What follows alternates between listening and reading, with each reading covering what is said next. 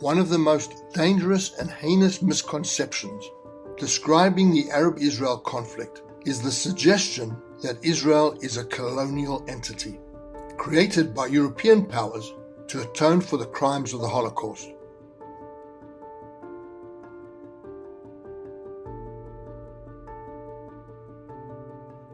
The busting of this myth needs to address the following three aspects. 1. The Jews have no historical claim to the land of Israel, their ancestral home. 2. The Jews have no legal rights to the territory called Palestine. 3. There is no moral justification to provide a safe and secure Jewish state following the murder of 6 million Jews in Hitler's death camps. The first is the historical myth, that there is no historical justification for the rights of the Jewish people to return to their historical homeland, Eretz Israel.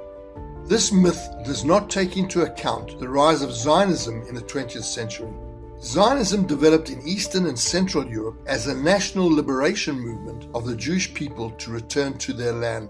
There were extraordinarily strong economic, social and cultural factors, including ever-increasing anti-Semitism and pogroms, which encouraged the Jews of Eastern Europe to emigrate to Palestine.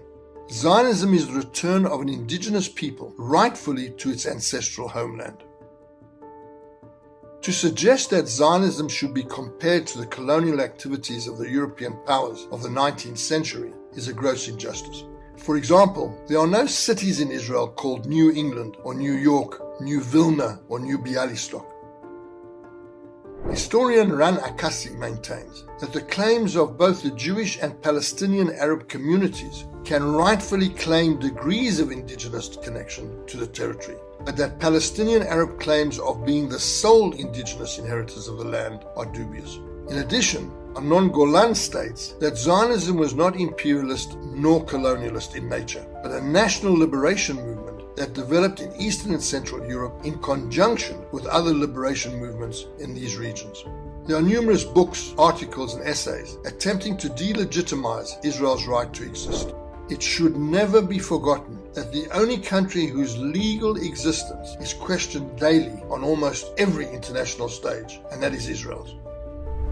Ever since the destruction of the Second Temple and the exile of the Jewish people from its ancestral land, Eretz Israel, there have been references made through prayer, "If I forget thee, O Jerusalem, let my right hand cease its cunning," or during the Pesach, the Passover meal, Seder, that participants have been reciting next year in Jerusalem for hundreds of years. The historical link between the Jewish people and the land has never faded.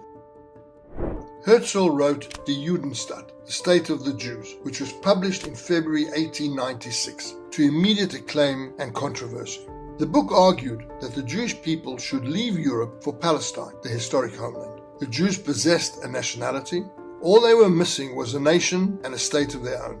Only through a Jewish state could they avoid anti-Semitism, express their culture freely, and practice their religion without hindrance. He concludes, "The Jews who wish for a state will have it. We shall live at last as free men on our own soil and die peacefully in our own home."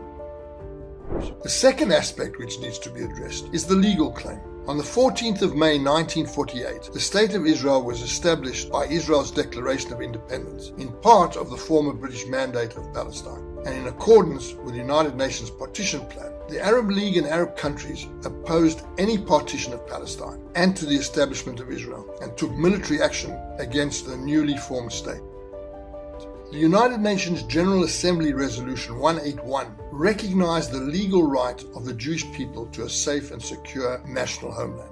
The legal claim is founded on the Balfour Declaration of 1917, whereby the British government, who had inherited the territory of Palestine after the collapse of the Ottoman Empire following World War I, viewed with favor the establishment of a national home for the Jewish people. The British mandate over Palestine was part of a wider carving up of the area between the British and the French. The Balfour Declaration states the following: His Majesty's government view with favor the establishment in Palestine of a national home for the Jewish people, and will use their best endeavors to facilitate the achievement of this object, it being clearly understood that nothing shall be done which may prejudice the civil and religious rights of existing non-Jewish communities in Palestine, or the rights and political status enjoyed by the Jews in any other country.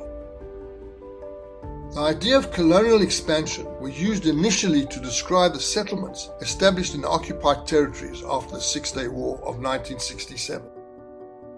Maxime Rodinson, a French Marxist historian, described the occupation of the West Bank in terms of colonial expansion. However, several left-wing historians, including Ilan Pappé, have used description to describe the Zionist movement preceding the 1967 war. Following the collapse of the Ottoman Empire after World War I, and the carving up of the territory between the British and the French, the Mandate of Palestine, which included most parts of historical Eretz Israel, fell under British legal management. Neither the Jews nor the Arabs were going to be satisfied, and the outcome was civil disobedience on both sides.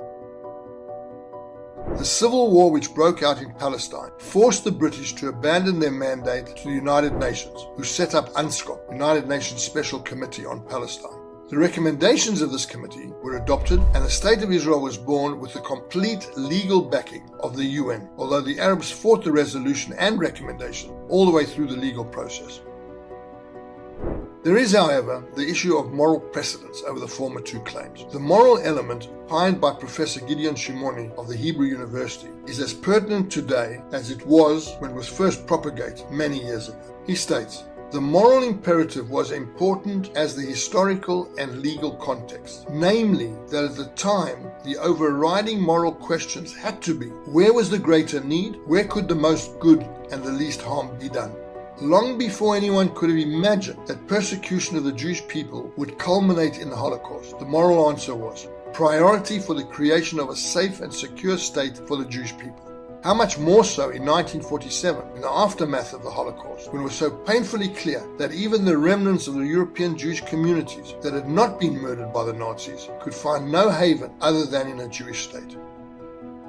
The unquestionable right for Israel to exist in peace and in safe and secure borders is an inalienable right, no less relevant to Israel than to those of all the other independent countries recognized by the family of nations under the banner of the United Nations organization.